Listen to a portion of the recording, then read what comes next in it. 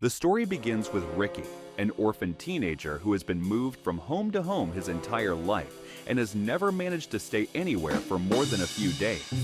Theft, vandalism, and running away have made it impossible for any family to handle him, and now he has reached his final chance. Paula, the strict social services officer, takes Ricky to a rural forest home belonging to a married couple. Bella is thrilled to see Ricky, but Ricky shows no reaction.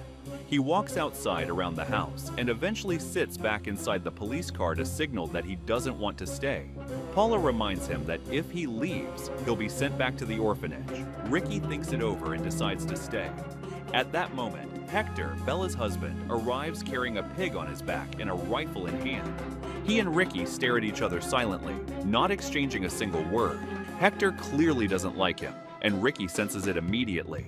But Bella does everything she can to make Ricky feel at home, like she cooks him homemade meals and gives him a great room.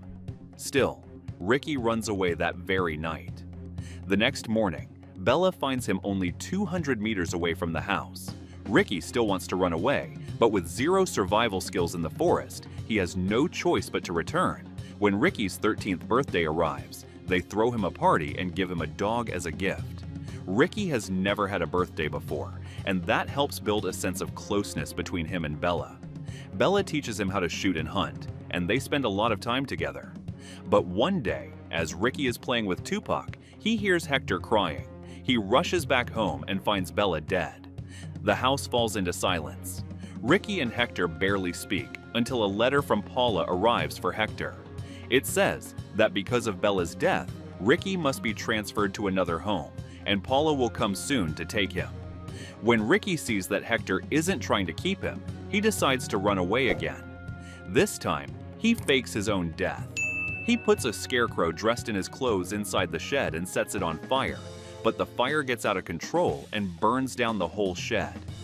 Ricky takes Tupac and heads into the forest, but his food runs out in less than a day. Just when he's completely desperate, Hector finds him. Ricky still doesn't want to go back, but with an empty stomach, he has no other option. On their way back, Ricky realizes that Hector can't read, and he mocks him for it. Hector gets angry and tries to hit him, but his leg gets caught in branches and he falls. Ricky tries to help, but ends up causing a fracture in Hector's leg. Now they're forced to camp there for weeks, and Ricky becomes responsible for hunting. Meanwhile, after seeing the burned shed, Paula asks the police to search the entire forest. Over the next weeks, Ricky does everything he can to hunt, but even with one injured leg, Hector is better at it than he is. One night, they finally grow a bit closer. They both miss Bella and share truths and lies about their lives. Hector teaches Ricky an important survival tip. When you're lost in the forest, always look for water and follow the river upstream to higher ground where you can find your way more easily. Hector's leg heals and they reach a roadside cabin. Inside the cabin, they find a wanted poster of themselves. Police believe Hector went crazy after Bella's death and kidnapped Ricky. While they're resting, 3 hunters enter the cabin and immediately recognize them. One of the hunters thinks Hector has been keeping Ricky in the forest all this time and starts interrogating him. Hector explains why they were stuck there, but the hunters don't believe him. Ricky tries to clarify the situation, but when he mentions playing with Hector, the hunters misunderstand and assume Hector has been abusing Ricky sexually. They call Hector a pervert, and Hector loses his temper and attacks them. The conflict escalates until Ricky fires a warning shot into the air. Hector takes the gun from Ricky, threatens the hunters, and after taking their weapons, escapes with Ricky. The hunters threaten to tell the police everything. Hector is furious at Ricky, who has only just realized how his words were misinterpreted. Hector says he has to hide in the forest for a while, but tells Ricky to turn himself in. Ricky refuses because he fears Paula might send him to juvenile detention instead of a new home. Meanwhile, the hunters tell their story to Paula, and now the police, with helicopters, armed units, and a widespread manhunt, begin searching for them. The news of Ricky's kidnapping quickly becomes a national story. They keep moving through the forest until they find a large cabin in the middle of a meadow. Inside, there are only a few books and nothing else, until Ricky pulls a curtain aside and finds a forest ranger lying on the bed, eyes and mouth open. Hector thinks he's dead, but the ranger moves. He's in terrible condition and needs help. About 2 hours from there, a few local residents live in the area who can help, but until the rescue team arrives, Hector must stay with the ranger. Ricky and Tupac quickly set out, and before sunset, they find a young woman and ask for her help. There is a phone in her house, so Ricky gets on her horse and they head there together. She makes the call, but they tell her they cannot send a rescue team any earlier than the next morning. The girl recognizes Ricky from television, and right then, her father also arrives.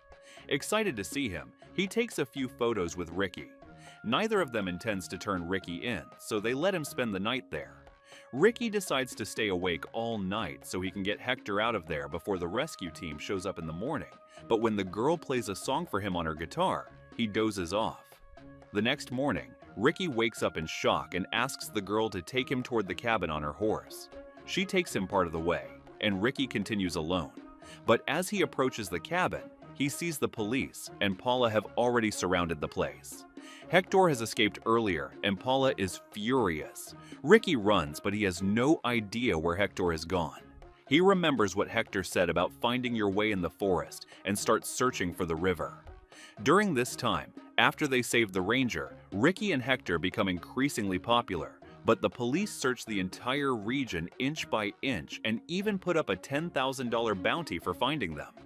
Eventually, Paula spots Ricky, but a wide gap stands between them, so she cannot arrest him. She urges him to come back and blame everything on Hector. In return, she promises to send him to a new home. But Hector is the only family Ricky has, so he refuses. Ricky continues on and finally finds Hector by the river. They keep moving until the dogs attack a wild boar and Hector's dog gets injured. Ricky and Hector shoot at the boar, but the bullets have no effect. Hector attacks it with a knife, but the boar knocks him to the ground with a brutal hit. Ricky makes the best shot of his life and kills the boar with a bullet to the head. Hector's dog is badly wounded, and there is nothing they can do. With deep sorrow, Hector takes the gun from Ricky and puts the dog out of its misery. He buries the dog, and the moment brings back memories of Bella for both of them. Ricky has been carrying Bella's ashes in his backpack the whole time, and Hector scatters them into the river. Winter arrives, and hunting becomes harder. The police are still searching for them until they finally locate their trail. Ricky and Hector run at full speed and hide behind a rock. The police are only a few steps away, but once again the two of them manage to escape. As they continue, they encounter a strange man hiding in the bushes. He introduces himself as a bushman. Hector becomes worried that the man will turn them in for the reward, but the guy is completely eccentric and does not care at all. His name is Sam, and he invites them to spend the night at his place. The next morning, Ricky is sitting outside when he sees the police approaching. He alerts Hector, and they quickly gather their things. Sam shows them a secret tunnel inside the house, except he forgot to actually dig the tunnel. Hector gets angry and tells him to show them a real way out. Sam hands them his old car, which he had hidden behind the bushes. Ricky gets behind the wheel and flees with Hector.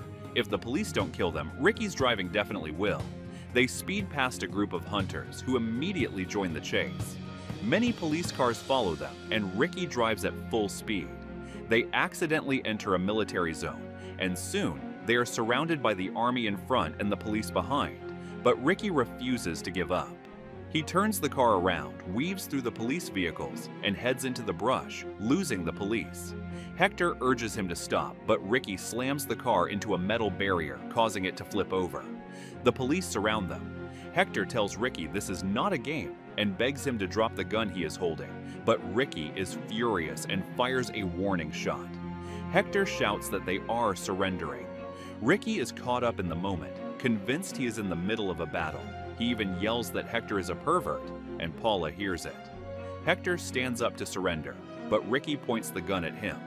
When one of the hunters tries to shoot Hector, the police chief stops him, but a shot is fired anyway, and Ricky accidentally pulls his own trigger as well. The police arrest them both, and Hector is taken to prison. Ricky is placed in his new home, the same girl's home who had helped him before. After Hector is released, he attends rehabilitation meetings until one day he sees Ricky again. Ricky apologizes for everything. They decide to start their adventures together once more, with just one rule. Ricky must never, ever shoot Hector again. Thanks for watching. If you liked the video, You know what to do.